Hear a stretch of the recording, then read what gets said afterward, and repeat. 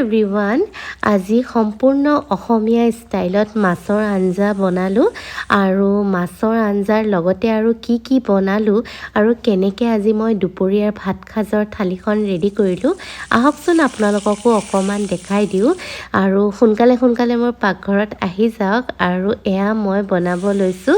মাছৰ আঞ্জা ঔটেঙা বিলাহী আৰু আলুৰ সৈতে একো মা মছলা ব্যৱহাৰ নকৰাকৈ একেবাৰে সিম্পল মানে খাটি অসমীয়া ষ্টাইলৰ মাছৰ আঞ্জা আৰু এয়া মোৰ মাছৰ আঞ্জা ৰেডি হৈ গ'ল এতিয়া অকণমান ঢেকীয়া শাকো ভাজি লৈছোঁ